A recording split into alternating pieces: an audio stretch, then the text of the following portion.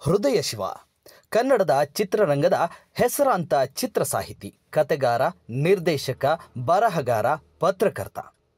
ಅವರು ಮಂಡ್ಯ ಚಿತ್ರದ ಮೂಲಕ ಚಲನಚಿತ್ರ ಗೀತ ರಚನೆಕಾರರಾಗಿ ತಮ್ಮ ವೃತ್ತಿ ಜೀವನವನ್ನು ಪ್ರಾರಂಭಿಸಿದರು. ಅವರು ಗುರುಕಿರಣ್, ಮನೋಮೂರ್ತಿ, ಆರ್.ಪಿ. ಪಟ್ನಾಯಕ್, ವಿ. ಹರಿಕೃಷ್ಣ, ಅರ್ಜುನ್ ಜನ್ಯ ಅವರಂತಹ ಘಟಾನುಘಟಿ ಸಂಗೀತ ನಿರ್ದೇಶಕರ ಸಂಗೀತಕ್ಕೆ ಸಾಹಿತ್ಯ ಬರೆದಿದ್ದಾರೆ. ಇವರ ಸಾಹಿತ್ಯಕ್ಕೆ ಎಸ್.ಪಿ. ಬಾಲಸುಬ್ರಹ್ಮಣ್ಯಂ, ಸೋನು ನಿಗಮ್, ಕುಮಾರ್ ಸಾನು, ಕುನಾಲ್ ಗಾಂಜಾವಾಲಾ, ಅರ್ಮಾನ್ ಮಲಿಕ್, ಸಂಜಿತ್ ಹೆಗಡೆ, ಟಿಪ್ಪು, ವಿಜಯ್ ಪ್ರಕಾಶ್, ರಾಜೇಶ್ ಕೃಷ್ಣನ್, ಚಿತ್ರ ಮತ್ತು ಇವರೆಲ್ಲರೂ ಸಹ ಹೃದಯ ಶಿವ ಅವರ ಸಾಹಿತ್ಯಕ್ಕೆ ದನಿಯಾಗಿದ್ದಾರೆ. ಅವರು ಇಲ್ಲಿಯವರೆಗೆ ಕನ್ನಡ ಚಲನಚಿತ್ರಗಳಿಗೆ 1000ಕ್ಕೂ ಹೆಚ್ಚು ಹಾಡುಗಳನ್ನು ಬರೆದಿದ್ದಾರೆ. ಇತ್ತೀಚೆಗೆ ಇವರು ನಿರ್ದೇಶಿಸಿ ನಿರ್ಮಾಣ ಮಾಡಿರೋ ಬಿಸಿಲು ಕುದುರೆ ಸಿನಿಮಾ ರಾಜ್ಯ ಪ್ರಶಸ್ತಿಯನ್ನು ತನ್ನದಾಗಿಸಿಕೊಂಡಿದೆ. ಸಿನಿಮಾ ರಂಗದಲ್ಲೇ ಅಚ್ಚಳಿಯದ ಛಾಪು ಮೂಡಿಸಿದ ಹಾಡುಗಳಲ್ಲಿ ಇವರ ಸಾಹಿತ್ಯದಲ್ಲಿ ಮೂಡಿದ ಸಾಲುಗಳು ಅನೇಕ. ಕವಿತೆ ಕವಿತೆ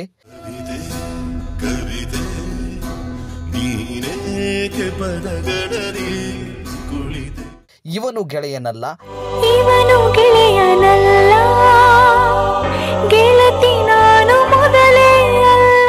ಸೆರೆಯಾದನು ಸೆರೆಯಾದೆನು ಸೆರೆಯಾದೆನು ಸೆರೆಯಾದೆನು ಕಣ್ಣಲ್ಲೇನೆ ಹಾಡುಗಳು ಇಂದಿಗೂ ಸಿನಿ ರಸಿಕರ ಬಾಯಲ್ಲಿ ಗುನುಗುವಂತವು.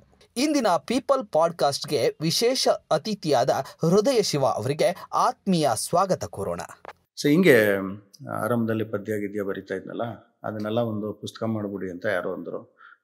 ಯಾವನ್ನೊತ್ತಾನೆ ನಮ್ಮ ಪುಸ್ತಕಗಳೆಲ್ಲ ಓದ್ಕೊಳ್ಳೋಷ್ಟು ಟೈಮಲ್ಲಿ ಇದೆ ಜನಕ್ಕೆ ಅಂದ್ಕೊಂಡು ಬ್ಯಾಡರಿ ಕವನ ಸಂಕಲನ ಮಾಡೋದು ಅಂತ ಅಂದಾಗ ಇಲ್ಲ ಇಲ್ಲ ಮಾಡಿಬಿಡೋಣ ಅಂತೇಳಿ ಒಂದಷ್ಟು ಪದ್ಯನ ನಾವೆಲ್ಲ ಬರೆದು ಇಷ್ಟು ಒಂದು ಫೈಲ್ಗೆ ಹಾಕಿ ಇಟ್ಕೊಂಡಿದ್ದೆ.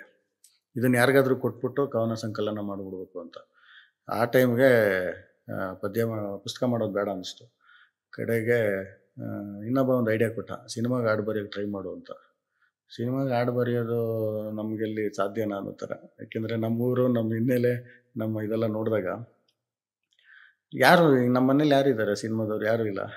ಈಗ ಸಿನಿಮಾಗೆ ಹಾಡು ಬರೆಯೋಕ್ಕಂತ ತಕ್ಷಣ ಒಂದು ಇದು ಬಂತು, ಪ್ರಶ್ನೆ ಹುಟ್ಟುತ್ತೆ. ಈಗ ಅವಾಗಲೇ ಹೇಳಿದ್ರಿ ಕವಿತೆ ಬರೀಬೇಕು, ಒಂದೊಂದು ಛಂದಸ್ಸು ಒಂದಷ್ಟು ಬೇಕು ಅಂತ. ಅದು ಮೀರು ಕೂಡ ಬರ್ದವ್ರೆ. ಅದು ಮೀರು ನಾವೆಲ್ಲ ನಮ್ಗೆ ಗೊತ್ತಿಲ್ಲ, ಛಂದಸ್ಸು ಮಾತ್ರ ಗಣ ನನಗೇನೋ ಗೊತ್ತಿಲ್ಲ. ಸುಮ್ಮನೆ ಒಂದಷ್ಟು ಬರ್ಕೊಂಡು ಹೋಗ್ತೀವಿ ಅಷ್ಟೇ ಪದ್ಯಗಳು. ಈಗ ಸಿನಿಮಾಗೆ ಹಾಡ್ಬೇಕು ಹೆಂಗೆ ಅಂತ ಅದಕ್ಕೆ ಅಂದರೆ ನೀವು ಒಂದು ಹೇಳ್ಬೋದಾಗಿದ್ರೆ ಹೇಳಿ. ಯಾಕಂದರೆ ಅಲ್ಲ ನಿಮ್ಮ ಒಂದು ಅದಕ್ಕೊಂದು ಪ್ರೊಫೆಷನಲ್ ಗುಟ್ಟು ಇರ್ತಾವಲ್ಲ. ಗುಟ್ಟೇನಿಲ್ಲ. ಈಗ ಆಪ್ರೇಷನ್ ಮಾಡೋದು ಹೆಂಗೆ ಅಂತ ಮೇಸ್ಟ್ ಹೇಳ್ಕೊಟ್ರೇನೆ ಡಾಕ್ಟರ್ ಆದಾಗ ಅವನು ಮಾಡೋಕ್ಕಾಗೋದು. ಅಲ್ಲಿ ಏನಾರ ಒಂದು ಮಿಸ್ ಆದರೆ ಸತ್ತೋಯ್ತಾನೆ ಪೇಷಂಟು. ಅದು ಹೇಳಿ. ಈಗ ಒಂದು ಶಸ್ತ್ರಚಿಕಿತ್ಸೆ, ಈಗ ಹೃದಯ ಏನದು ಚಿಕಿತ್ಸೆ ಮಾಡೋದು ಹೆಂಗೆ ಅಂತ ಅವ್ನು ಕರೆಕ್ಟಾಗಿ ಹೇಳ್ಕೊಟ್ಟಿದ್ರೇನೆ ಸ್ಟೂಡೆಂಟ್ ಆಗಿರೋ ಡಾಕ್ಟರ್ ಹೋಗಿ ಮಾಡೋಕ್ಕಾಗೋದು. ಹಂಗೆ ಇದು ಗುಟ್ಟೇನಲ್ಲ, ಇದು ಹೇಳ್ತೀನಿ. ಸೊ ಈ ರೀತಿ ಒಂದಿಷ್ಟು ಸಿನಿಮಾಗೆ ಟ್ರೈ ಮಾಡು ಅಂದಾಗ ಅಲ್ಲಿಗೆ ಬಂದು ಆಮೇಲೆ ಬರ್ತೀನಿ. ಒಂದಿಷ್ಟೆಲ್ಲ ಪ್ರಯತ್ನ ಮಾಡಿದೆ. ಗುರುಕಿರಣ್ ಅವರು ಮತ್ತು ಇನ್ನು ಯಾರು ಮ್ಯೂಸಿಕ್ ಡೈರೆಕ್ಟರ್ ಹಂಸಲೇಖ ಅವರು, ಕಡೆಗೆ ಗುರುಕಿರಣ್, ವಿ ಮನೋಹರ್ ಸರು, ಇವ್ರ ಹತ್ರ ಎಲ್ಲ ಹೋದೆ. ಕಡೆಗೆ ಗುರುಕಿರಣ್ ಸರ್ ನನಗೆ ಬರ್ಸಿದ್ರು. ಬರದೆ ಮಂಡ್ಯ ಸಿನಿಮಾ ಮೊದಲನೇದು, ಆಮೇಲೆ ಗಂಡ ಹೆಂಡತಿ ಏಕದಂತ, ಹಿಂಗೆ ಮುಂಗಾರು ಮಳೆ ಗಾಳಿಪಟ, ಈ ಥರ ಒಂದು ಸಿನಿಮಾಗಳಾಯಿತು. ಈಗ ಹಾಡು ಯಾವ್ದು ಬರದೆ ಅನ್ನೋದಕ್ಕಿಂತಲೂ ಹೆಂಗೆ ಬರೆಯೋದು ಅನ್ನೋದನ್ನ ಫಸ್ಟ್ ಹೇಳಿ. ಯಾಕಂದ್ರೆ ಗೊತ್ತಿದೆ ನಿಮ್ಮ ಬಗ್ಗೆ, ಗೊತ್ತಿದೆ, ಜನರಿಗೆ ಗೊತ್ತಿದೆ. ಈಗ ಅದೇ ಹೆಂಗೆ ಹಾಡು ಹೆಂಗೆ ಹುಟ್ಟಬೇಕು ಅಥವಾ ಒಂದು ಸಿನಿಮಾಗೆ ಕೆಲವೊಂದು ಹೆಂಗಂದ್ರೆ ಸಾಹಿತ್ಯದಿಂದ ಹಾಡು ಮಾಡ್ತಾರೆ, ಕೆಲವೊಂದು ಟೈಮ್ ಮ್ಯೂಸಿಕ್ಕಿಂದ ಹಾಡು ಮಾಡ್ತಾರೆ. ನಂಗೆ ಗೊತ್ತಿರೋ ಹೇಳ್ತಾ ಇದ್ದೀನಿ, ನಿಮಗೆ ಎಕ್ಸ್ಪೀರಿಯನ್ಸ್ ಇದೆ, ಒಂದು ಸ್ವಲ್ಪ ಹೇಳಿ. ಈಗ ಮುಂಚೆ ಎಲ್ಲ ಬಂದು ಸಾಹಿತ್ಯಕ್ಕೆ ರಾಗ ಸಂಯೋಜನೆ ಮಾಡೋರು, ಪದ್ಯ ಮೊದಲು ಬರ್ಕೊಡೋರು. ಈಗ ಯಾವ ಮೋಹನ ಮುರಳಿ ಕರೆಯಿತು ದೂರ ತೀರಕ್ಕೆ ನಿನ್ನನು, ಆ ಪದ್ಯ ಬಂದು ಗೋಪಾಲ್ ಕೃಷ್ಣ ಅಡಿಗರು ಬರೆದಿದ್ದು. ಅದನ್ನು ನಾಗ್ತೇಳಿ ಚಂದ್ರಶೇಖರ್ ಅವ್ರ ಸಿನಿಮಾದಲ್ಲಿ ಬಳಸಿದ್ರು. ಮನೋಮೂರ್ತಿಯವರು ಅದಕ್ಕೆ ಟ್ಯೂನ್ ಹಾಕಿದ್ರು. ಆಮೇಲೆ ವೇದಾಂತಿ ಹೇಳಿದನು, ಅದನ್ನು ಪದ್ಯ ಇಟ್ಕೊಂಡೇ ಮಾಡಿದ್ದು. ಈ ಥರ ಅನೇಕ ಉದಾಹರಣೆಗಳು. ಮುತ್ತಿನ ಎರಕವ ವೈದ, ನುಣ್ಣನ ಎರಕವ ವೈದ, ಈ ಥರ. ಕುವೆಂಪು ಅವ್ರದ್ದು ತೆರೆದಿದೆ ಮನೆ, ಬಾ ಅತಿಥಿ ಆಗ್ಬೋದು, ತುಂಬ ಸಿಗ್ತವೆ. ಇದು ಒಂದು ಸ್ಟೈಲು. ಇನ್ನೊಂದು ಸ್ಟೈಲು ಮೊದಲೇ ಟ್ಯೂನ್ ಹಾಕಿರ್ತಾರೆ. ಆ ಟ್ಯೂನ್ ಏನಂದರೆ ಡೈರೆಕ್ಟ್ರು ಮತ್ತು ಮ್ಯೂಸಿಕ್ ಡೈರೆಕ್ಟ್ರು ಕೂತ್ಕೊಂಡು, ಈಗ ಡೈರೆಕ್ಟ್ರು ಆ ಸಿಚುವೇಶನ್ ಹೇಳಿರ್ತಾರೆ, ಹಾಡಿನ ಸನ್ನಿವೇಶ ಇಲ್ಲಿ ಬರುತ್ತೆ ಅಂತ. ಅದಕ್ಕೆ ಇವರು ಕಂಪೋಸ್ ಅಂದರೆ ಟ್ಯೂನ್ ಹಾಕಿರ್ತಾರೆ. ಈಗ ತನನ ಅನನ ಅಂತೇನೋ ಮಾಡಿರ್ತಾರೆ ಎಕ್ಸಾಂಪಲ್. ಆ ಟ್ಯೂನ್ ಓಕೆ ಆಗಿರುತ್ತೆ. ಅದನ್ನು ತಂದು ಲಿರಿಕ್ಸ್ ರೈಟ್ರನ್ನ ಆಮೇಲೆ ಲಿರಿಕ್ಸ್ ರೈಟ್ರ್ ಕರೀತಾರೆ. ಸಾಂಗ್ ಬರೆಯೋರನ್ನ. ಟ್ಯೂನ್ ಪ್ಲೇ ಮಾಡ್ತಾರೆ, ಸಿಚುವೇಶನ್ ಹೇಳ್ತಾರೆ. ಮೊದಲೆಲ್ಲ ನಾವೆಲ್ಲ ಬರೀತಾ ಇದ್ದಾಗ ಕ್ಯಾಸೆಟಲ್ಲಿ ರೆಕಾರ್ಡ್ ಮಾಡಿ ವಾಕ್ಮನ್ನಲ್ಲಿ ಹಾಕೊಂಡು ಕೇಳ್ತಾ ಇದ್ವು ನಾವು. ವಾಕ್ಮನ್ನಲ್ಲಿ ಅಮ್ಕೋದು, ಕೇಳಿಸ್ಕೊಳ್ಳೋದು, ಮತ್ತೆ ರಿವೈಂಡು, ಫಾರ್ವರ್ಡಿಂಗ್ ಹಿಂಗೆ ಮಾಡ್ಕೊಂಡು ನಾವು ಈಗ ಬರೆಯೋಕ್ಕೆ ಈ 2 ಬೆಳೆ ಬಳಸ್ತೀವಲ್ಲ, ಅವಾಗ ಈ 3 ಬೆಳೆ ಬಳಸ್ಬೇಕಾಗಿತ್ತು ಈ ಬ್ಯಾಕ್ಗ್ರೌಂಡು ಫಾರ್ವರ್ಡ್ ಮಾಡೋದಕ್ಕೆ. ಈಗ ಜಸ್ಟ್ ಹಿಂಗೆ ಬರಿತೀವಲ್ಲ, ಸೊ ಹಂಗಾಗಿ ಕ್ಯಾಸೆಟ್ ಹಾಕೊಂಡು ಕೇಳ್ತಿದ್ದು. ಆಮೇಲೆ CD ಬಂತು. ಆಗ ನಿಮಗೆ ಒಂದು ಟ್ಯೂನ್ ಕೊಡ್ತಾರಲ್ಲ, ಟ್ಯೂನ್ ಕೊಟ್ಟಾಗ ಮಾತ್ರೆಗಳು ಬರ್ಕೋಬೇಕಾಗುತ್ತೆ. ಉದಾಹರಣೆಗೆ ಯಾವುದೋ ಒಂದು ಹಾಡು ಹೇಳಿ, ಉದಾಹರಣೆಗೆ ಯಾವುದೋ ಒಂದು ಸಾಂಗು ಉದಾಹರಣೆಗೆ ತೊಗೊಳ್ಳಿ. ನಿಮ್ಮ ಹಾಡೆ ಇವನು ಗೆಳೆಯನಲ್ಲ. ಹಾಂ, ಇವನು ಗೆಳೆಯನಲ್ಲ ಇದೆಯಲ್ಲ, ಅದನ್ನು ನಾವು ಬರೆದ್ಮೇಲೆ ಗೊತ್ತಾಗಿದ್ದಲ್ವ ಅದು ಇವನು ಗೆಳೆಯನಲ್ಲ ಅನ್ನೋ ಶಬ್ದ. ಮೊದಲು ತನ ನಾನ ಅದು ಇದು ಅನಿಸುತ್ತಿದೆ, ಅದು ಬರ್ತಾ ಇದೆ. ಇದು ಈಗ ತಾನ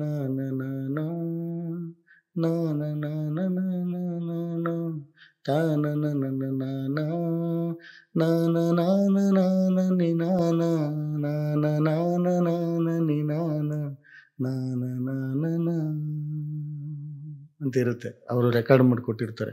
ಆಗ ನಾವು ತಾನ ಬರೀಬೇಕು, ನಾನ ಈ ಥರ ಬರ್ಕೋಬೇಕು ಹಾಳೆಯಲ್ಲಿ. ಆಮೇಲೆ ಅದಕ್ಕೆ ಬಾರ್ಗಳು ಹಾಕಿ ಹಿಂಗೆ ಲಘು ಎಷ್ಟಿದೆ, ಗುರು ಎಷ್ಟಿದೆ ಅಂತ ಗುರ್ತಾಕಬೇಕು. ದೀರ್ಘಾಕ್ಷರಗಳೆಲ್ಲ ಗುರು ಅಕ್ಷರಗಳು, ಒತ್ತಕ್ಷರದ ಹಿಂದಿನ ಅಕ್ಷರ ಎಲ್ಲ ಗುರು, ಮಿಕ್ಕಿದ್ದು ಈ ರಸ್ವ ಏನಂತ ಲಘು ಅಕ್ಷರಗಳು ಬರುತ್ತೆ. ಅದನ್ನು ಮಾಡ್ಕೊಂಡು ಈಗ ತಾನ ಇದೆ, ಅಲ್ಲಿಗೆ ತನನೂ ಬರೀಬೋದು. 3 ಮಾತ್ರ ಇದೆ. ಈಗ ತಾನ, ಈಗ ತನನ ಸುಮ್ಮನೆ ಬಾಯಿ ಬಂದಂಗೆ ಹೇಳಿ ಅದು ಇವನು ಗೆಳೆಯನಲ್ಲ ಆಯಿತು. ಅದ್ರ ಬದಲು ಹೃದಯದಲ್ಲಿ ಏನೋ ಅಥವಾ ಉಸಿರಿನಲ್ಲಿ ಯಾರೋ, ನೀವು ಬಾಯಿ ಬಂದಿದ್ದು ಒಂದಷ್ಟು ಪ್ರಾಕ್ಟೀಸ್ ಮಾಡ್ಕೋಬೇಕು ಅನಿಸಿದ್ದು. ಆಮೇಲೆ ಹಗಲಿನಲ್ಲಿ ಸೂರ್ಯ, ಆ ಮೀಟ್ರಿಗೆ ಹೇಳ್ತಿರೋದು. ಆಮೇಲೆ ಇನ್ನೊಂದೇನು ಹೇಳ್ಬೋದು, ತುಂಬ ಫನಿಯಾಗಿ ಹೇಳಬೇಕು ಅಂದರೆ, ಈಗ ಉದಾಹರಣೆಗೇನು ಹಣೆಯ ತುಂಬ ಮಸಿಯು ಅಂತಲೇ ಹೇಳ್ಬೋದು. ಉದಾಹರಣೆ ಹಗಲಿನಲ್ಲಿ ಸೂರ್ಯ, ನಾನು ಈಗ ಸುಮ್ಮನೆ ಹೇಳ್ತಾ ಇರೋದು. ಬೆಳಗುತ್ತಾನೆ ನಮ್ಮಿ ಧರೆಯ, ತಾನ ಮರೆಸುತ್ತಾನೆ ಕತ್ತಲ ಅಲ್ಲ, ಸರಿಸುತ್ತಾನೆ ಕತ್ತಲ ತೆರೆಯ ಬೆಳಕೇನು, ಎಂಥ ಪುಣ್ಯವಂತನು ಅಂತೇನೋ ಬರೆಯುವುದು. ನಾನು ಹೇಳಿದ್ದು ಇದು ಬಂದು ಪ್ರಾಕ್ಟೀಸ್ಗೆ. ಆದರೆ ಸಿಚುವೇಶನ್ ನೀವು ಆ ಸನ್ನಿವೇಶ ಡೈರೆಕ್ಟ್ ಹೇಳಿರ್ತಾರಲ್ಲ, ಅದನ್ನು ಮೈಂಡಲ್ಲಿ ಇಟ್ಕೊಂಡು ಹಂಗೆ ಬರೀಬೇಕಾಗುತ್ತೆ. ಈಗ ಇನ್ನೊಂದು ಟ್ಯೂನ್ ತಗೊಳ್ಳಿ ಯಾವ್ದಾದ್ರು. ಈಗ ಫೇಮಸ್ಸು ಈಗ ಬಿಡು ಬಿಡು ಬಿಡು ಇದೆ, ಅದು ನಾನೇ ಬರೆದಂತ ಮಂಡ್ಯನ ಪಲ್ಲಕ್ಕಿ. ಈಗ ತನ ತಾನ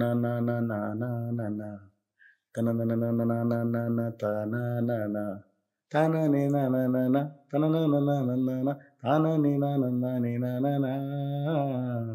ಅಂತಿದೆ. ಹಾಗೆ ಈಗ ತನನ ಇದೆಯಲ್ಲ, ಸ್ಪೀಡ್ ಇರುತ್ತೆ ಅಲ್ಲಿ, ಟಕ ಟಕ ಟಕ. ಈ ದುರುಕ್ತಿ ಅಂದ್ರೆ ಮತ್ತೆ ರಿಪೀಟ್ ಆಗು, ಅಥವಾ ಜೋಡಿ ಪದಗಳನ್ನ ಹಾಕಿದ್ರೆ ನಿಮಗೆ ಸೌಂಡಿಂಗ್ ಕೇಳಿ. ಈಗ ತನನ 3 ಬಿಡಿ ಬಿಡಿ 1 2 3 4 6 ಅಕ್ಷರ ಇದಾವೆ ಅಲ್ಲಿ, ಎಲ್ಲ ಲಘು ಅಕ್ಷರಗಳೇ.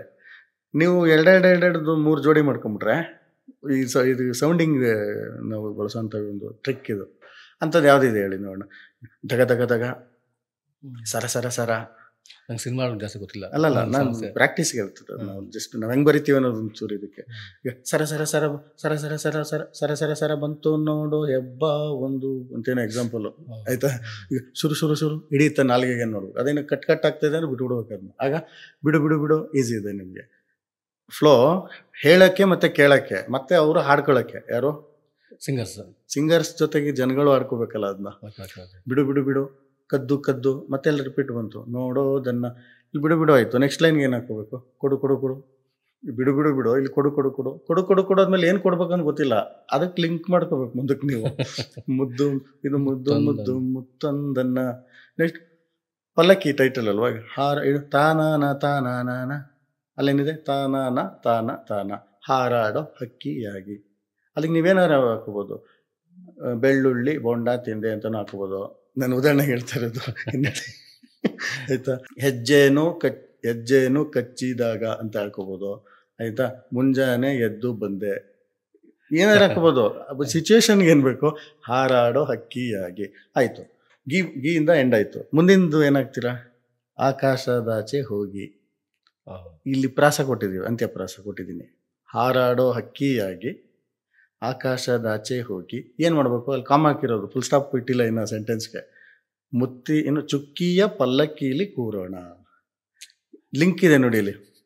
ಹಾರಾಡೋ ಹಕ್ಕಿಯಾಗಿ ಆಕಾಶದಾಚೆ ಹೋಗಿ ಚುಕ್ಕಿಯ ಪಲ್ಲಕ್ಕಿಲಿ ಕೂರೋಣ. ಆ ಚುಕ್ಕಿ ಏನಿದೆ ಆಕಾಶದಲ್ಲಿ ನಕ್ಷತ್ರ, ಅದನ್ನ ಪಲ್ಲಕ್ಕಿ ಮಾಡ್ಕೊಳ್ಳೋಣ. ಇಷ್ಟ ಬರ್ದಿದ್ರೆ ನೀವು ಟೋಟ್ಲಿ ಅಷ್ಟೇ ನಿಮಗೆ ಗೊತ್ತಿರ್ಬೋದು. ಇಷ್ಟ ಬರ್ದಿದೆ 1000 ಹಾಡು ಕ್ರಾಸ್ ಆಗಿದೆ. ನೀವು ಓನಾಗಿ ಬರ್ದಿರೋದು? ಓನಾಗೆ ನಾನು ಇದೇ ಕೈಯಲ್ಲಿ ಅಲ್ಲ, ಸಿನಿಮಾಗೇನೆ. ಹಂಗಾದ್ರೆ ನೀವು ಸಾವಸಲ್ಲಿ ನೀವು ಸರ್ಕಸ್ ಮಾಡಿದ್ದೀರಾ? ಇಂಥವೆಲ್ಲ ಟ್ಯೂನ್ ಇಟ್ಕೊಂಡು ಟ್ಯೂನ್ ಜೊತೆ ಸರ್ಕಸ್. ಆಮೇಲೆ ಟ್ಯೂನು ಏನೋ ಡಿಮ್ಯಾಂಡ್ ಮಾಡುತ್ತೆ. ಆ ಏನು ಡಿಮ್ಯಾಂಡ್ ಮಾಡ್ತದೆ ಅನ್ನೋದು ಅದಕ್ಕೆ ಭಾರಿ ಅಧ್ಯಯನ ಮಾಡಬೇಕು ಅಂತ ಅಲ್ಲ, ಟಕ್ಕನ ಹೊಳೆಯಬೇಕದು. ಅದು ಫ್ಲಾಶ್ ಆಗಬೇಕು. ಅದು ದೇವರು ಕೊಟ್ಟು ವರ ಅಂತ ಕೆಲವರು ಅನ್ಕೋಬೋದು, ಅಥವಾ ಭಾರಿ ಟ್ಯಾಲೆಂಟ್ ಇದೆ ನಿಮಗೆ ಅಂತ ಅನ್ಕೋಬೋದು, ಅಥವಾ ಪ್ರಕೃತಿಯಿಂದ ಆಕಸ್ಮಿಕವಾಗಿ ಒಳದಂಥ ಒಳವು ಅಂತ ಒಬ್ಬರು ಅನ್ಕೋಬೋದು, ಏನಾರು ಅನ್ಕೊಳ್ಳಿ, ಅದು ಅವ್ರವ್ರು ಬಿಟ್ಟಿದ್ದು. ಈಗ ಎಲ್ಲ ಪೇಯ್ನ್ ಇರುತ್ತೆ. ಮ್ಯೂಸಿಕ್ ಡೈರೆಕ್ಟ್ರೂ ಅವರು ಕೂಡ ಭಾವುಕರೇ ಆಗಿರ್ತಾರೆ. ಒಂದು ಪ್ಯಾಥೋ ಸಾಂಗ್ ಯಾವುದೋ ಒಂದು ಇಟ್ಕೊಂಡು ಮಾಡಿದಾಗ ಅಲ್ಲಿ ಅಂಥದ್ದೊಂದು ರಾಗ, ಈಗ ತೋಡಿ ಆಗ್ಬೋದು, ದರ್ಬಾರಿ ಆಗ್ಬೋದು, ಮುಲ್ತಾನಿ ಆಗ್ಬೋದು, ಯಾವುದು ಆನಂದ ಭೈರವಿ ಆಗ್ಬೋದು, ಕೀರವಾಣಿ ಆಗ್ಬೋದು, ಈ ಥರದ್ದು ಕೆಲವು ರಾಗಗಳು ಅವರವ್ರ ಸಂಗೀತ ನಿರ್ದೇಶಕರು ಆ ಸಿಚುವೇಶನ್ಗೆ ಇಂಥ ಒಂದು ರಾಗವನ್ನು ಬೇಸ್ ಮಾಡಿದರೆ ಕೂತ್ಕೊಳ್ಳುತ್ತೆ ಅಂತೇಳಿ ಮಾಡಿರ್ತಾರೆ. ಒಂದೊಂದು ರಾಗಕ್ಕೆ ಒಂದೊಂದು ಸ್ವಭಾವ ಇರುತ್ತೆ. ಖುಷಿಗೊಂದಿರುತ್ತೆ, ದುಃಖಕ್ಕೊಂದಿರುತ್ತೆ, ವಿರಹಕ್ಕೊಂದಿರುತ್ತೆ, ಇದಿರುತ್ತೆ. ಅದನ್ನು ಇವನು ಅರ್ಥ ಮಾಡ್ಕೊಂಡು ಅಂಥ ಪದಗಳ ಜೊತೆಗೆ ಅವನು ಭಾವ ತುಂಬಿಟ್ಟಾಗ ಹಾಡಿಟ್ಟಾಗುತ್ತೆ. 101 ನೆನಪು ಇದೆ ಎಕ್ಸಾಂಪಲ್ಗೆ. ಈಗ ಬರೀ ಟ್ಯೂನೇ ಕೇಳಿ ನೀವು ಹೆಂಗೆ ಬರುತ್ತದು, ಸುಮ್ಮನೆ ಹಮ್ ಮಾಡ್ಕೊಳ್ಳಿ ಅಷ್ಟೇ.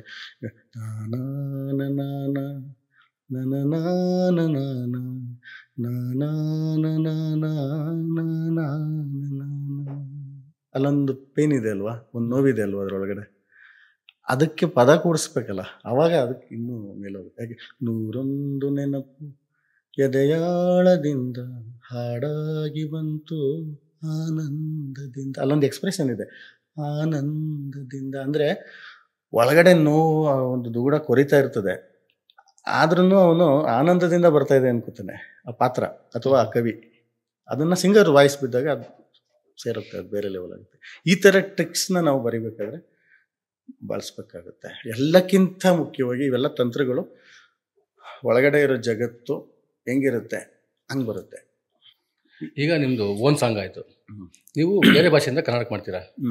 ಮಾಡುವಾಗ ಅವಾಗೇನು ಚಾಲೆಂಜ್ ಇರುತ್ತೆ ನಿಮಗೆ? ಯಾಕಂದರೆ ನೀವು ಒಂದು ಜಗಮಲ್ಲರಲ್ಲಿ ತುಂಬ ಚೆನ್ನಾಗಿ ಮಾಡಿದ್ದೀರಾ ಸಾಂಗದು.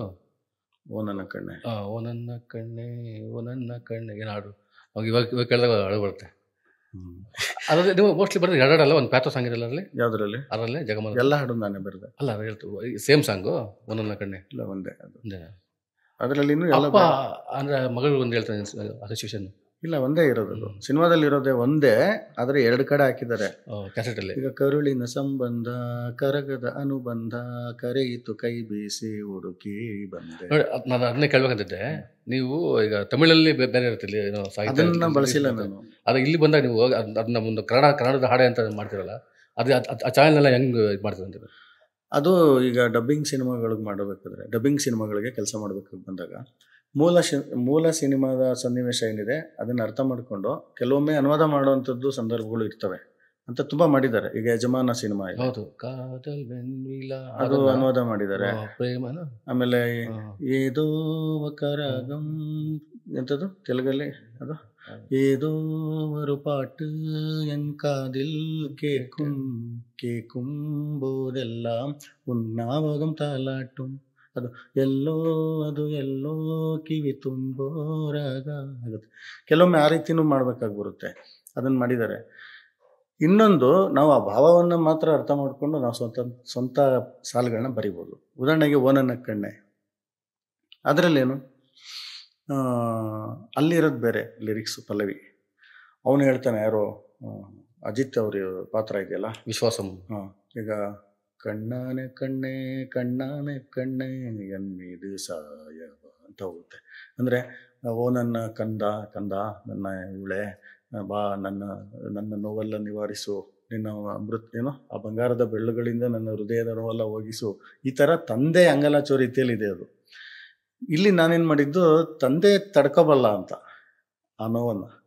ನಾನೇ ನಿನ್ನೇನು ನೋಡ್ಕೊಳ್ಳಿಲ್ಲ, ನಾನೇ ಸರಿಯಾಗಿ ನೋಡ್ಕೊಳ್ಳಿಲ್ಲ, ನಾನೇ ಕೊಡಬೇಕಾದ ಪ್ರೀತಿ ನೀನು ಕೊಟ್ಟಿಲ್ಲ ಅನ್ನೋ ರೀತಿಯಲ್ಲಿ ತಂದೆನೇ ಹೇಳಿದಾಗ ಅದು ಒಂದು ಚೆನ್ನಾಗಿರುತ್ತಲ್ಲ ಅಂತ. ಈಗ ಅವ್ರು ಬರೆದಿರೋ ಚೆನ್ನಾಗಿದೆ, ಈ ಒಂದು ಆಯಾಮದಿಂದನೂ ನೋಡ್ಬೋದಲ್ಲ.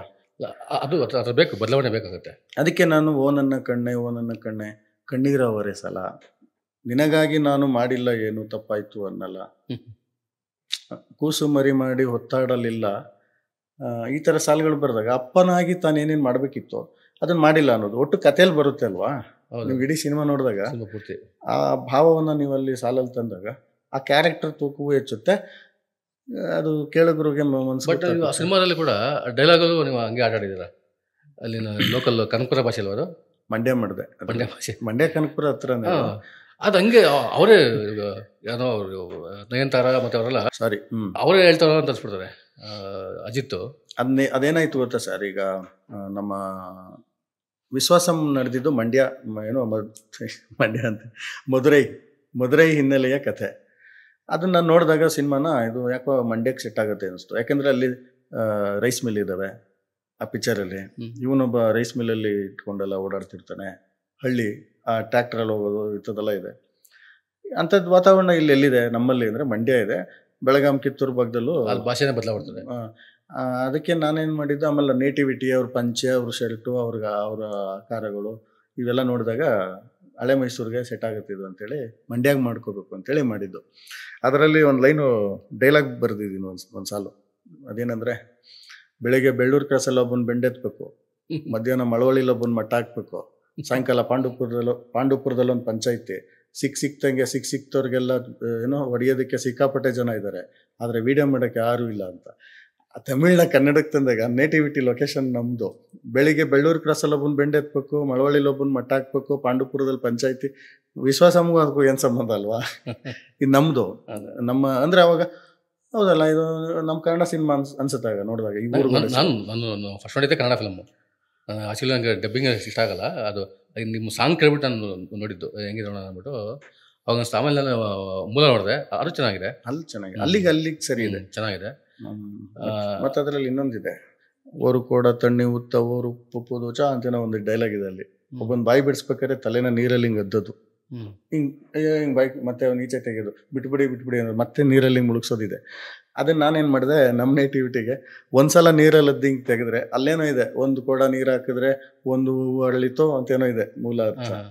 ನಮಗೆ ಅದು ಸೆಟ್ ಆಗಲ್ವಲ್ಲ ಇಲ್ಲಿ ಜನಕ್ಕೆ, ನಮ್ಮ ಕನ್ನಡಿಗರಿಗೆ. ಅದಕ್ಕೆ ಒಂದು ದಳದ ಕಮಲದಲ್ಲಿ ಒಮ್ಮೆ ಬಂದ ಲಿಂಗವೇ ಮತ್ತೆ ನಾನು ಬಿಟ್ಬಿಡಿ ಎರಡು ದಳದ ಕಮಲದಲ್ಲಿ ಎದ್ದು ಬಂದ ಲಿಂಗವೇ ಅಣ್ಣ ಪ್ಲೀಸ್ ಬಿಟ್ಬಿಡಿ ಅಂತಾನೆ. ಮೂರು ದಳದ ಕಮಲದಲ್ಲಿ ಮೂಡಿ ಬಂದ ಲಿಂಗವೇ ಹೇಳ್ತೀನಿ ಅಂತ ಹೇಳು ಮತ್ತೆ ಅಂತಾರೆ. ಅಂದ್ರೆ ಈ ನಮ್ಮ ಜನಜನಿತವಾಗಿರೋಂಥ ಹಾಡುಗಳು, ನಮ್ಮ ಚಿಕ್ಕ ವಯಸ್ಸಿಂದ ಕೇಳ್ಕೊಂಡಿರೋಂಥ ಇಂಥವೆಲ್ಲ ಬಳಸ್ಕೊಂಬಿಟ್ರೆ ಏನಾಗುತ್ತೆ, ನಮ್ದೇ ಆಗುತ್ತೆ ಸಿನಿಮಾ ಅದು ಕನ್ನಡಕ್ಕೆ. ಹಂಗೆ ಸೊ ಇಂಥವೆಲ್ಲ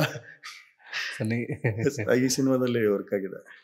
ಅದೇ ಫನ್ನಿ ಆದ್ರೂ ಕೂಡ ಅದು ಕೆಲಸ ಆಗಿದಿಲ್ಲ. ಹೌದು, ಅದು ಮುಖ್ಯ. ಆಮೇಲೆ ಲುಕ್ಕಲ್ಲೇ ತೊಟ್ಲು ತೂಗ್ಸುವಂಗವನೇ ಅಂತ ಒಂದು ಡೈಲಾಗು ಅಲ್ಲಿ ಯೋಗಿ ಬಾಬುದು ಜಸ್ಟ್ ಹಿಂಗೆ ಒಂದು ಆಕ್ಷನ್ ಮನ್ಸಲ್ಲಿ ಏನೋ ಹೇಳ್ಕೊಳ್ಳೋದಿದೆ.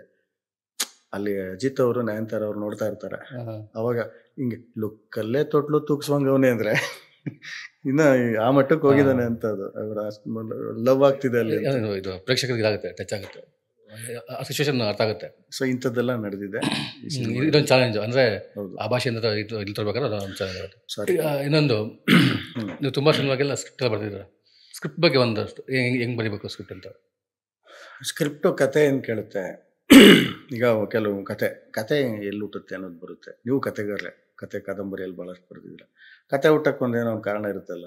ಎಲ್ಲೋ ನಾವು ಕಲ್ಪನೆಯಿಂದ ಆಗ್ಬೋದು, ಕಾಲ್ಪನಿಕ ಆಗ್ಬೋದು, ಕಣ್ಮುಂದೆ ನೋಡಿರೋ ಘಟನೆಗಳಾಗ್ಬೋದು, ನಮ್ಮ ಕಿವಿಗೆ ಬಿದ್ದಿರೋ ವಿಷಯಗಳಾಗ್ಬೋದು, ಅಥವಾ ನಮ್ಮ ಗಮನಕ್ಕೆ ಬಂದಿರೋಂಥ ಯಾವುದೋ ಒಂದಷ್ಟು ಸನ್ನಿವೇಶಗಳು, ಯಾವುದೋ ಪಾತ್ರಗಳು, ಯಾವುದೋ ಘಟನೆಗಳು, ಅವು ಕಥಾ ಸ್ವರೂಪ ಪಡ್ಕೊಳ್ಳೋವಂಥದ್ದು ಸಾಮಾನ್ಯವಾಗಿರುತ್ತೆ. ಈ ಸಿನಿಮಾನೂ ಹಾಗೇನೆ.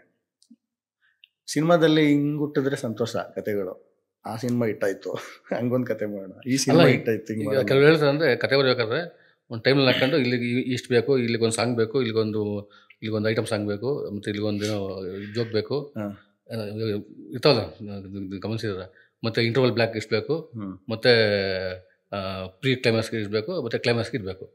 ಆ ಥರದ್ದು ಏನೋ ಫಾರ್ಮ್ ಇದೆ ಅಂತ. ಈಗ ಸಿನಿಮಾದಲ್ಲಿ ಏನಂದ್ರೆ ಸರ್, ಇಲ್ಲಿ 3 ಪಾಯಿಂಟು. ಅಂದರೆ ಸಿನಿಮಾ ಶುರು ಆಗಬೇಕಾದ್ರೆ, ಕತೆ ಸ್ಟಾರ್ಟ್ ಆಗಬೇಕಾದ್ರೆ ಏನು ಹೆಂಗಾಗತ್ತೆ ಅನ್ನೋದೊಂದು, ಅದು ಇಂಟರ್ವಲ್ ಪಾಯಿಂಟ್ ಬಂದು ನಿಲ್ಲುತ್ತೆ, ಅದು ಎರಡನೇದು ನಮಗೆ ಬೇಕಾಗಿರೋದು. ಮತ್ತು ಇಲ್ಲಿಂದ ಉಳ್ಕೊಂಡಿರೋದೇನಿದೆ ಅದು ಕರೆಕ್ಟಾಗಿ ಕ್ಲೈಮ್ಯಾಕ್ಸಲ್ಲಿ ಅದು ಮುಗಿಬೇಕು ಕತೆ. ಪ್ರೀ ಕ್ಲೈಮ್ಯಾಕ್ಸಲ್ಲಿ ಲೀಡ್ ಕೊಟ್ಕೊಂಡು ಕ್ಲೈಮ್ಯಾಕ್ಸಲ್ಲಿ ಕತೆ ಮುಗಿಬೇಕು. ಇಂಥದ್ದೊಂದು ಇರುತ್ತೆ ಚೌಕಟ್ಟು, ಅಂದರೆ ಅವ್ನು ಸುಮ್ಮನೆ ಮಾಡ್ಕೊಳ್ಳೋ ಅಂಥದ್ದು. ಅವಾಗೇನಾಗುತ್ತೆ, ಒಟ್ಟು ಕತೆ ಏನಿದೆ ಅದನ್ನು ಎಲ್ಲೆಲ್ಲಿ ಹಾಕೋಬೇಕು ಅಂತ. ಅಂದರೆ ನಾವು ಹೇಳ್ಬೇಕಾದ್ರೆ ನೇರವಾಗಿ ಮಾತಾಡ್ತೀವಿ ಕತೆಗಳಲ್ವ, ಬಟ್ ಸಿನಿಮಾ ಅಂದಾಗ ಇಲ್ಲಿ ನಮಗೆ ಇದೆ, ಸ್ಟಾಕ್ ಇದೆ, ಫೋಲ್ಡು ಅನ್ಫೋಲ್ಡು. ಹಾಂ, ಅದರಲ್ಲಿ ಎತ್ಕೊಂಬಂದು ಜೋಡಿಸ್ಕೋಬೇಕು ನಾವು. ಸೊ ಹಾಗೆ ನಾವು ಒಂದು 3 ಭಾಗ ಇರುತ್ತೆ. ಸಿನಿಮಾ ಆರಂಭ, ಇಂಟರ್ವಲ್ಲು ಮತ್ತು ಕ್ಲೈಮ್ಯಾಕ್ಸು. ಕತೆ ಇಲ್ಲಿದೆ, ಸರಕು ಒಂದು ಬಾಕ್ಸಲ್ಲಿ ಇಟ್ಕೊಂಡಿದ್ದೀವಿ, ಇದನ್ನು ತೆಗೆದು ಇಲ್ಲಿ ಹಾಕೋದು, ಇಲ್ಲಿಂದ ಶುರು ಆಗುತ್ತೆ. ಅಥವಾ ಇದು ಬೇಡ ಅನಿಸುತ್ತೆ, ಅಲ್ಲಿಗೆ ಹಾಕ್ಬೇಕು ಅನ್ನೋದು ಇಲ್ಲಿಂದನೇ ಶುರು ಮಾಡೋದು. ಅಂದರೆ ಕೆಲವು ಸಿನಿಮಾ ಫ್ಲಾಶ್ ಬ್ಯಾಕಲ್ಲಿ ಹೇಳ್ತೀವಿ, ಕೆಲವು ಸಿನಿಮಾ ಸ್ಟ್ರೈಟಾಗಿ ನರೇಟ್ ಮಾಡೋದಿರುತ್ತೆ. ಈ ರೀತಿ ಸ್ಕ್ರೀನ್ ಪ್ಲೇ ಮಾಡಬೇಕಾದ್ರೆ ಚರ್ಚೆಗಳಾಗುತ್ತೆ. ಅದು ಡೈರೆಕ್ಟ್ರಿಗೆ ಗೊತ್ತಿರುತ್ತೆ, ಅದು ಎಲ್ಲಿ ಏನೇನು ಮಾಡಬೇಕು, ಕತೆ ಹೆಂಗೆ ಶುರು ಆಗಬೇಕು, ಏನೋ ಹಿಂಗೆ ಹೋಗ್ತಾ ಇರ್ತದೆ. ಮತ್ತು ಯಾವುದೋ ಕ್ಯಾರೆಕ್ಟರ್ ಪಾಯಿಂಟ್ ಆಫ್ ವ್ಯೂನಲ್ಲೋ ಅಥವಾ ಡೈರೆಕ್ಟರ್ ಪಾಯಿಂಟ್ ಆಫ್ ವ್ಯೂನಲ್ಲೋ ಯಾವುದೋ ಫ್ಲಾಶ್ ಬ್ಯಾಕಲ್ಲಿ ಏನೋ ಹೇಳಬೇಕು, ಅದನ್ನು ಹೇಳ್ತಾನೆ, ಮತ್ತೆ ವಾಪಸ್ ಬರ್ತಾನೆ, ಮತ್ತು ಹಾಗೇ ಹೋಗ್ತಿರ್ತಾನೆ. ಹಾಗೆ ಹೋಗ್ತಾ ಹೋಗ್ತಾ ಒಂದೇನೋ ತಿರುವು ಬರುತ್ತೆ. ತಿರುವು ಬರೋದಕ್ಕೆ ಇಲ್ಲಿ ಇಟ್ಕೊಂಡಿರ್ತೀವಲ್ಲ ಪೂರ್ತಿ, ಅದರಲ್ಲಿ ಅಲ್ಲಿಗೆ ಒಂದೇನೋ ಬೇಕಿರುತ್ತೆ, ಅದು ಇಟ್ಕೊಂಡು ಮತ್ತೆ ಇಂಟರ್ವಲ್ಗೆ ಒಂದೇನೋ ಒಂದು ಆಶ್ಚರ್ಯಕರ ಅಥವಾ ಏನೋ ಒಂದಿಷ್ಟು ಕುತೂಹಲ ಹುಟ್ಟಿಸೋ ರೀತಿಯಲ್ಲಿ ನಿಲ್ಲಿಸ್ಕೊಳ್ಳೋದಿರುತ್ತೆ. ಮತ್ತು ಸೆಕೆಂಡ್ ಹಾಫಲ್ಲಿ ಇದಕ್ಕೆ ಆನ್ಸರ್ ಅನ್ನೋ ರೀತಿಯೂ ಆಗಬೇಕು, ಅದ್ರ ಮುಂದುವರಿಕೆ ಅಂತಲೂ ಆಗಬೇಕು. ಇಲ್ಲಿ ಎತ್ತಿರೋಂಥ ಪ್ರಶ್ನೆಗಳಿಗೆ ಉತ್ತರ ಕಂಡುಕೊಳ್ಳೋದು ಆಗ್ಬೋದು. ಈ ರೀತಿ ಬೇರೆ ಬೇರೆ ಸ್ಕ್ರಿಪ್ಟ್ ಬೇರೆ ಬೇರೆ ಥರ ಇರುತ್ತೆ. ಸೊ ಹಂಗಾಗಿ ಕಡೆಗೆ ಕತೆ ಮುಗಿತಾ ಇದ್ದಾಗ ಕೆಲವು ಸಿನಿಮಾದಲ್ಲಿ ಕ್ಲೈಮ್ಯಾಕ್ಸ್ ಸಿಗುತ್ತೆ, ಕೆಲವು ಸಿನಿಮಾದಲ್ಲಿ ಆಡಿಯನ್ಸ್ ಬಿಡ್ತಾರೆ, ಇಂಥದ್ದೆಲ್ಲ ಇರುತ್ತೆ. ಇದ್ರ ಮಧ್ಯದಲ್ಲಿ ಈಗ ಕಮರ್ಷಿಯಲ್ ಸಿನಿಮಾ ಅಂದಾಗ ಇಲ್ಲೆಲ್ಲ ಒಂದು ಕಡೆ ಒಂದೆರಡು ಹಾಡಬೇಕು, ಇಲ್ಲೆಲ್ಲ ಒಂದೆರಡು ಫೈಟ್ ಬೇಕು, ಇಲ್ಲೇನೋ ಒಂಚೂರು ಕಾಮಿಡಿ ಇರಬೇಕು, ಇಲ್ಲೊಂಚೂರು ಸೆಂಟಿಮೆಂಟ್ ಇರಬೇಕು, ಇಲ್ಲೊಂಚೂರು ಯಾವುದೋ ಒಂದಷ್ಟು ಮೆಸೇಜ್ ಹೇಳೋಂಥ ವಿಷಯಗಳಿರಬೇಕು.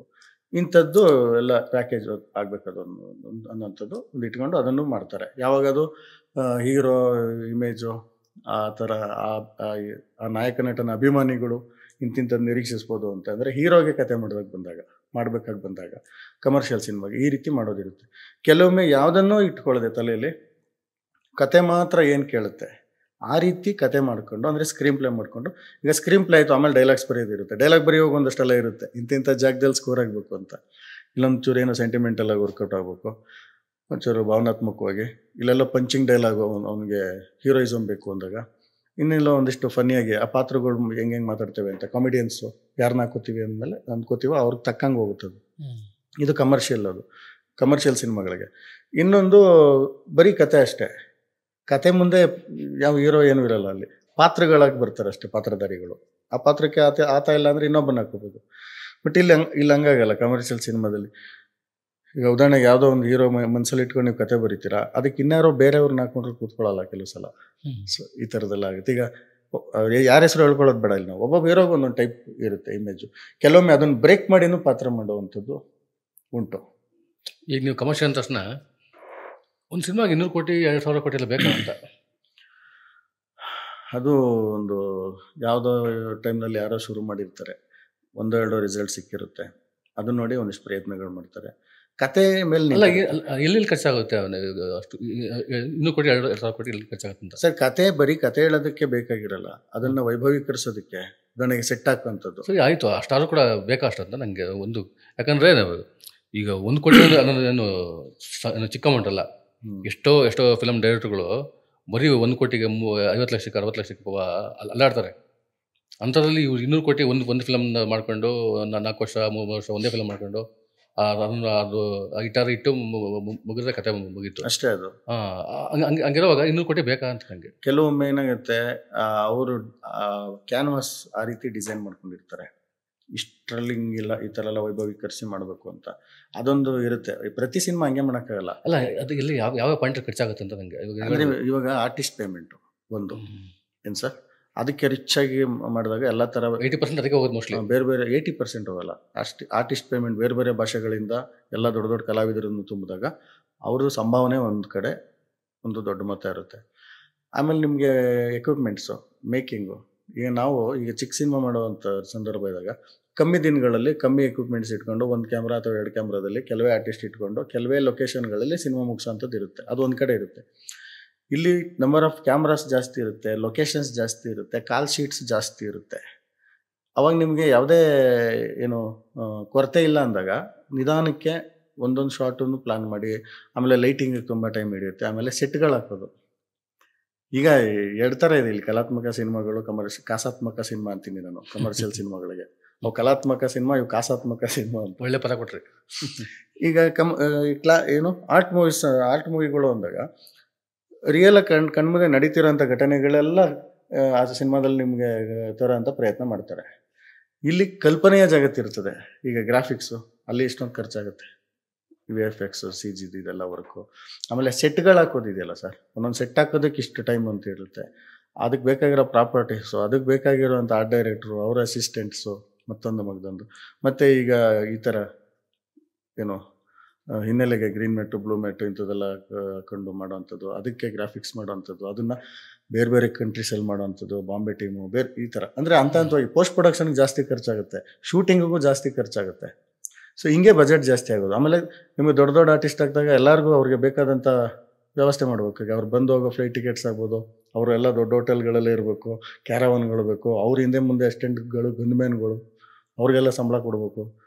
ಪಿಕ್ಚರ್ ಸ್ಕ್ರೀನ್ ಮೇಲೆ ಇರೋದಕ್ಕಿಂತ ಇಂಥವು ಜಾಸ್ತಿ ಆಗ್ತಾವಲ್ಲ, ಎಲ್ಲಿ ಬಂದ್ಬಿಟ್ಟು ನೋಡ್ರಿ ಫಿಲಮ್ ಎಲ್ಲ ಅಂತ. ಹಿಂಗಾಗಿ ಈ ಥರ ಇದ್ದಾಗ ಅದು ನಿಮಗೆ ಪ್ರೊಡಕ್ಷನ್ ಕಾಸ್ಟು, ಒಟ್ಟಾರೆ ಸಿನಿಮಾ ಬಜೆಟು ಆ ರೀತಿ ಕಾಣಿಸುತ್ತೆ.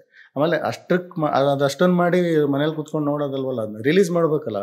ಅದಕ್ಕೊಂದಷ್ಟು ಪ್ರಚಾರಕ್ಕೆ ಟಿವಿ ಚಾನಲ್ ಪ್ಯಾಕೇಜ್, ಎಲ್ಲ ಕಡೆ ಪ್ಯಾಕೇಜು, ಪಬ್ಲಿಸಿಟಿ, ಪ್ರಮೋಷನ್ನು ಎಲ್ಲೆಲ್ಲಿ ಸಿಗುತ್ತೆ ಎಲ್ಲ ಕಡೆನೂ ಸಿನಿಮಾ ಪ್ರಚಾರಕ್ಕೆ ಏನೇನು ಬೇಕೋ ಯಾವುದೇ ಏನಂತಾರೆ ಎರಡನೇ ಆಲೋಚನೆ ಇಲ್ಲದೆ ಖರ್ಚು ಮಾಡಬೇಕಾಗಿ ಬರುತ್ತೆ. Press meet, promotions. ಮತ್ತು ಈಗ ನೀವೊಂದು ರಾಣಿ ಆ ಥರದ್ದು ಯಾವುದೋ ಒಂದು ಕತೆ ಮಾಡಿರ್ತೀರ, ಆವಾಗ ಬಾಡಿಗೆಗೆ ತರೋಕ್ಕಾಗಲ್ಲ ಬಟ್ಟೆಗಳು. ನೀವು ಕಾಸ್ಟ್ಯೂಮ್ಸು ಅವ್ರ ಮೆಜರ್ಮೆಂಟ್ ತೊಗೊಂಡು ಅಷ್ಟೇ ರಿಚ್ ಆಗಿರೋಂಥ ಮೆಟೀರಿಯಲ್ ತಂದು ಸ್ಟಿಚ್ ಮಾಡಿಸಿ, ಅದು ಬೇರೆ ಬೇರೆ. ಅಂದರೆ ಈಗ ಗ್ರೂಪು ಒಂದು 500 ಜನ ಹಿಂಗೆ ಬರ್ತಾಯಿದ್ದಾರೆ, ರಾಜ ಇಲ್ಲಿ ನಿಂತವನೆ, 500 ಜನಕ್ಕೆ ಎಷ್ಟು ಕಾಸ್ಟ್ಯೂಮ್ ಬೇಕಾಗುತ್ತೆ, ಆಮೇಲೆ ಆ ಸೆಟ್ ಎಷ್ಟು ಖರ್ಚಾಗುತ್ತೆ ಸೆಟ್ ಹಾಕೋದಕ್ಕೆ, ಮತ್ತು ಅಷ್ಟು ಜನಕ್ಕೆ ಪೇಮೆಂಟು, ಅಷ್ಟು ಲೈಟ್ಸು. ಈಗ ಕಾಡೆಲ್ಲ ಶೂಟ್ ಮಾಡ್ಬೇಕಾಗಿ ಬರುತ್ತೆ, ಕಾಡಲ್ಲಿ ಎಷ್ಟು ಲೈಟಿಂಗ್ ಮಾಡ್ತೀರ, ಎಷ್ಟಿದ್ರೂ ಸಾಲಲ್ಲ ನಿಮ್ಗೆ. ಯಾವ ಯೂನಿಟ್ಟು ಲೈಟ್ ಇದೆಲ್ಲ ಜಾಸ್ತಿ ಆಗ್ತಾ ಹೋಗುತ್ತೆ. ಸೊ ಈ ರೀತಿ ಆ ಸಿನಿಮಾ ಒಟ್ಟು ಬಜೆಟ್ ಇಷ್ಟು ಅಂತ ಕಾಣುತ್ತೆ ನಿಮಗೆ. ಇವೆಲ್ಲದರ ಹೊರತಾಗಿಯೂ ಚಿಕ್ಕ ಬಜೆಟಲ್ಲಿ ಈಗ 3 ಕೋಟಿ 5 ಕೋಟಿ ಈ ಥರ ಚಿಕ್ಕ ಬಜೆಟ್ಗಳಲ್ಲಿ 1 ಕೋಟಿಲೂ ಸಿನಿಮಾ ಮಾಡಿ ತುಂಬ ದೊಡ್ಡ ಮಟ್ಟದಲ್ಲಿ 100 ಕೋಟಿ ಸಂಪಾದನೆ ಮಾಡಿರೋಂಥ ಉದಾಹರಣೆಗಳು ನಮ್ಮಲ್ಲಿದೆ.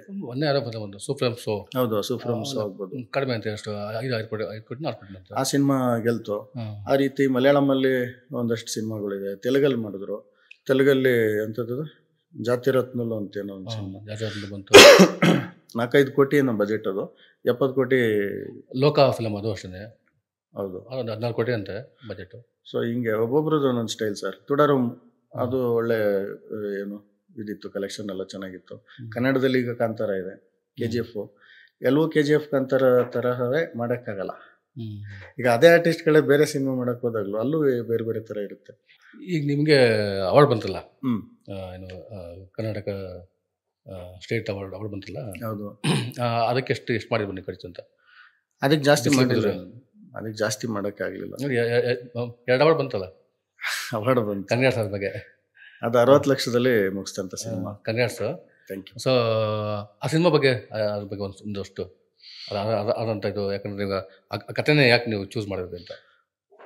ಸರ್, ಈಗ ಒಂದು 2 ಥರ ಇದೆ ಹೇಳಿದೆ ಆಗಲೇ. ಒಂದು ಕಮರ್ಷಿಯಲ್ ಸಿನಿಮಾ, ಏನು ಕಾಸಾತ್ಮಕ ಸಿನಿಮಾ. ನಾನು ಹೇಳಿದ್ನಲ್ಲ, ಇದು ಕಲಾತ್ಮಕ ಸಿನಿಮಾ ಅಂತ. ಈಗ ನಮ್ಮ ಬಜೆಟ್, ಈಗ ನಮ್ಮ ಕೈಯಲ್ಲಿ ಇಷ್ಟಿದೆ, ಇಷ್ಟು ಹಣದಲ್ಲಿ ಯಾವ ಥರ ಸಿನಿಮಾ ಮಾಡ್ಬೋದು ಅಂದಾಗ ಬರೀ ಹಣವೇ ಆಗಲ್ಲ, ಅಲ್ಲಿ ಎಲ್ಲ ಅದೇ ಮುಖ್ಯ ಆಗಲ್ಲ. ಯಾವ ಕತೆ ಎತ್ಕೋತೀವಿ, ಆ ಕತೆ ಮೂಲಕ ಏನು ಹೇಳಕ್ಕೆ ಹೊಡ್ತೀವಿ ಸಿನಿಮಾದಲ್ಲಿ, ಅದನ್ನು ಯಾವ ರೀತಿ ಡಿಸೈನ್ ಮಾಡ್ತೀವಿ ಸಿನಿಮಾನ ಒಟ್ಟಾರೆಯಾಗಿ ಅನ್ನೋವಂಥದ್ದು, ವಿನ್ಯಾಸಗೊಳಿಸೋವಂಥದ್ದು. ಆಗ ನನ್ನಲ್ಲಿ ಈ ಥರ ಬೇರೆ ಬೇರೆ ಕತೆಗಳು ಇದ್ವು, ಒಂದಿಷ್ಟಲ್ಲ ರಿಯಾಲಿಟಿ ಕಣ್ಮುಂದೆ ಕಾಣೋಂಥವು ನೈಜ ಕತೆಗಳು.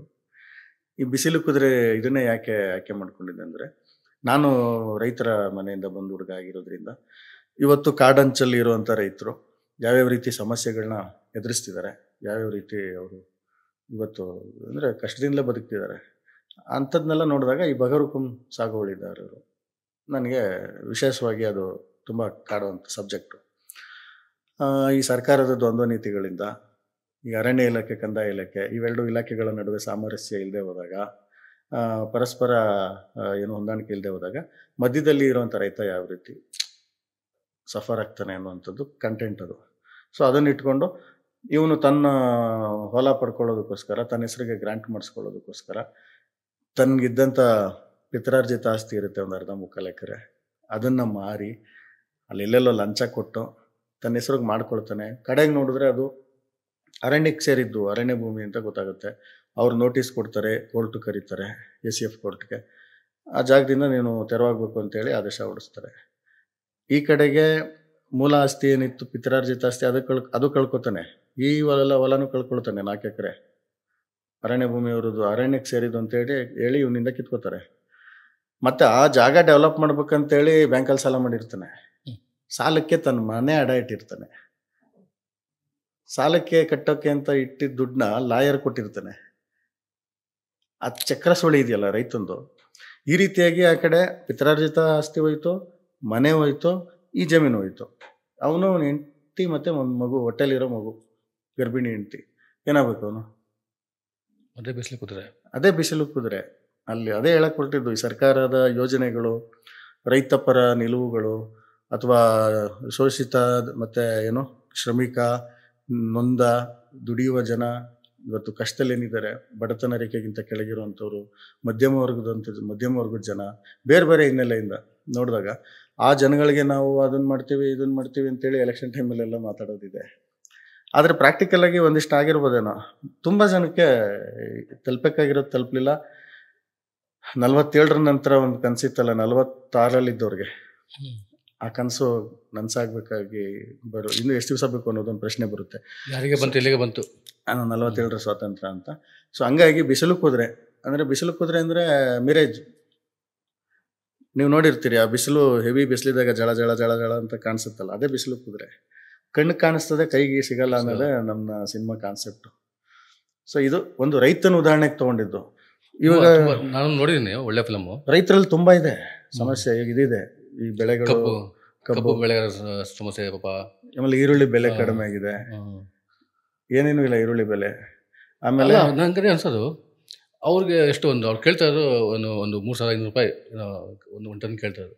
5,000 ಕೊಡ್ಲಿ, ಸುಮ್ಮನೆ ಇವಾಗ ಯಾವುದೋ IT BT ಕಂಪ್ನಿಗೆ 1,000 ಎಕರೆ ಜಮೀನು ಕೊಟ್ಟು, ಅವ್ರಿಗೆ ಕರೆಂಟ್ ಕೊಟ್ಟು, ನೀರು ಕೊಟ್ಟು, ಅವ್ರು ಯಾವುದೋ ಫಾರಿನ್ ಕಂಪ್ನಿ ಕೆಲಸ ಮಾಡಿ ಅದ್ರ ಮೂಲಕ ಏನೋ ನಾವು ಉದ್ಯೋಗ ಸೃಷ್ಟಿ ಮಾಡ್ತೇವೆ ಅಂತೇಳಿ ಅವೆಲ್ಲ ಮಾಡೋದಕ್ಕಿಂತ ನಮ್ಗೆ ಅನ್ನ ಕೊಡುವಂಥ ನಿಮಗೆ. ಹೌದು ಸರ್, ರೈತರನ್ನು ಉಳಿಸ್ಕೊಳ್ಬೇಕು. ಯಾಕೆಂದ್ರೆ ಈಗ ನೀವು ಏನೇ ಉದ್ಯೋಗ ಸೃಷ್ಟಿ ಮಾಡಿ, ಏನೇ ಮಾಡಿ ಅನ್ನಬೇಕಾದ್ರೆ ಆಯ್ತಾ, ಸೃಷ್ಟಿ ಮಾಡ್ಬೇಕಾಗಿಲ್ಲ. ಉದ್ಯೋಗ ಗೊತ್ತಿರೋ ಉದ್ಯೋಗ ಮಾಡ್ತಾವನಲ್ಲ ರೈತ ಅಲ್ವಾ, ಆ ಉದ್ಯೋಗನೇ ಅವನು ನೆಚ್ಕೊಂಡಿರ್ತಾನೆ. ಅದನ್ನ ಬಿಟ್ಟು ಸಿಟಿಗೆ ಬರಂಗೆ ಆಗ್ಬಾರ್ದಲ್ಲ ಅವನು, ಬೇರೆ ಉದ್ಯೋಗ ಹುಡ್ಕೊಂಡು. ಅಲ್ಲಿ ಒಂದು ನೋಡಿ, ಬೆಳೆಗಳಿಗೆ ಸರಿಯಾಗಿ ಬೆಲೆ ಸಿಗ್ತಾ ಇಲ್ಲ ಅನ್ನೋಂಥದ್ದೊಂದು ರೈತರ ಸಮಸ್ಯೆ. ಮತ್ತು ಈ ಕಾಡಂಚಲ್ಲಿರುವಂಥವ್ರು, ಈ ಬಗರುಕುಂ ಸಾಗುವಳಿದಾರರದ್ದು ಈ ಥರ ಒಂದು ಸಮಸ್ಯೆ. 3ನೇದು ಈ ಕಾಡು ಪ್ರಾಣಿಗಳು ದಾಳಿ ಮಾಡೋಂಥದ್ದು ರೈತರುಗಳಿಗೆ. ಅವ್ನು ಇಡೀ ವರ್ಷ ಎಲ್ಲ ದುಡಿದು ಇನ್ನೇನು ಫಸಲು ಬರುತ್ತೆ ಅದನ್ನು ತೊಗೊಂಡೋಗಿ ಅವನೇನೋ ಒಕ್ಕಣೆ ಮಾಡಿ ಒಂದಿಷ್ಟು ತಾನು ತಿನ್ನೋದಕ್ಕೆ ಇಟ್ಕೊಂಡು ಇನ್ನಿಷ್ಟು ಮಾರೋಣ, ಏನೋ ಒಂದಷ್ಟು ಮನೆಗೆ ಬೇರೆ ಥರದ ಆರ್ಥಿಕ ಅನುಕೂಲತೆಗಳಿಗಾಗುತ್ತೆ ಅಂತೇಳಿ ಅಂದ್ಕೊಂಡಿರ್ತಾನೆ. ಆನೆ, ಅವು ಇವು ಹಂದಿಗಳು ಇಂಥದ್ದೆಲ್ಲ ಬಂದು ಹಾಳು ಮಾಡುವಂಥದ್ದು, ಮತ್ತು ಜೀವಕ್ಕೂ ಅಪಾಯ ಇವತ್ತು. ಬಟ್ ಇಂಥ ಸಮಸ್ಯೆ ನಮ್ಮ ದೇಶದಲ್ಲಿ ಮಾತ್ರ ಅನಿಸುತ್ತೆ. ಯಾಕಂದ್ರೆ ನಾವೆಲ್ಲ ನಾನು ಕೂಡ ಮೊನ್ನೆ ಒಂದು ಯಾವುದೋ ಕಂಟ್ರಿಗೆ ಹೋಗಿ ಬಂದೆ. ಅಲ್ಲಿ ರೈತರು ಆರಾಮಾಗಿದ್ದಾರೆ, ಅವ್ರ ಬೆಳ್ಕೊಂಡು ಆರಾಮಾಗಿದ್ದಾರೆ. ಅಲ್ಲಿ ಯಾರು ನೋಡಿಲ್ಲಪ್ಪ ನಾನು.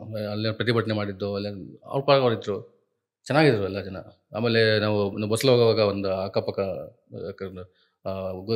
ಒಂದು ಹೊಸ ಕಂಟ್ರಿಗೆ ಹೋದಾಗ ನೋಡ್ತೀವಲ್ಲ ಹೆಂಗಿರುತ್ತೆ ಊರಂತ. ನಮ್ಮ ದೇಶದಲ್ಲಿ ಏನಾಗಿದೆ ಅಂದರೆ ಏನು ಸರ್, ಒಂದು ನಮ್ಮ ಏನೋ ದೇಶನ ಒಂದು ಬಸ್ ಹೋಲಿಕೆ ಮಾಡ್ತೀನಿ ಅಂದ್ಕೊಳ್ಳಿ. ಬಸ್ಸಲ್ಲಿ ಅಂದರೆ ಹಿಂದೆ ನಮ್ಮ ದೇಶದಲ್ಲಿ ಎಲ್ಲರಿಗೂ ಕರೆಕ್ಟಾಗಿ ಸೀಟ್ ಸಿಗ್ತಾಯಿತ್ತು ಕೂತ್ಕೊಳ್ಳೋಕ್ಕೆ. ಅಂದರೆ ಗೊತ್ತಾಯ್ತಲ್ಲ, ಬಸ್ ಅಷ್ಟೇ ಇದೆ, ಜನ ಜಾಸ್ತಿ ಆದಾಗ ಏನಾಗುತ್ತೆ ಹೇಳಿ, ಸೀಟಲ್ಲಿ ಕೂತ್ಕೊಳ್ಳೋದು ಒಂದಷ್ಟು ಜನ ಇರ್ತಾರೆ, ಅದರಲ್ಲಿ ಅಡ್ಜಸ್ಟ್ ಮಾಡಿಕೊಂಡು 2 ಜನ ಕೂತ್ಕೊಳ್ಳೋ ಕಡೆ 3 ಜನ ಕಡೆ 4 ಜನ ಕೂತ್ಕೊಳ್ಳೋದು, ಮಗುನ ತೊಡೆ ಮೇಲೆ ಇಟ್ಕೊಳ್ಳೋದು ಆಗುತ್ತೆ. ನೆಕ್ಸ್ಟ್ ಆಪ್ಷನ್ ಏನು ಹೇಳಿ, ನಿಂತ್ಕೊಳ್ಳೋವಾಗ ಹಿಡ್ಕೊಳ್ಳೋಕೊಂದು ಕಂಬಿ ಇದಾದ್ರೂ ಇರುತ್ತೆ. ಆ ವ್ಯವಸ್ಥೆ ಆದರೂ ಆಗ್ಬೇಕಿಲ್ಲ ಅಂತ. ಅಂದರೆ ದೇಶ ಅಷ್ಟೇ ಇದೆ, ಜನ ಜಾಸ್ತಿ ಆಗಿದ್ದೀವಿ.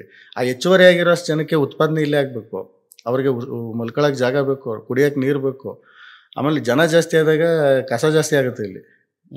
ಅದರಿಂದ ಅವ್ರನ್ನ ಪಾರು ಮಾಡಿ ಯಾವುದೇ ಏನೋ ಅವ್ರಿಗೆ ಆರೋಗ್ಯ ಇನ್ನೊಂದು ಅಲ್ಲ, ಎಲ್ಲ ದೇಶಗಳಲ್ಲೂ ಈಗ ಲೆಕ್ಕಾಕರೆ ನೀವು ಚೀನಾದಲ್ಲೂ ಕೂಡ ಅಲ್ಲೂ ಜಾಸ್ತಿ ಇದೆ ಜನಸಂಖ್ಯೆ. ಅವರು ಹ್ಯೂಮನ್ ಏನಂತಾರೆ, ಅವರು ಮಾನವ ಸಂಪನ್ಮೂಲನ ಹಿಂಗೆ ತಕ್ಕಂಗೆ ಬೆಳೆಸ್ತಾರೆ.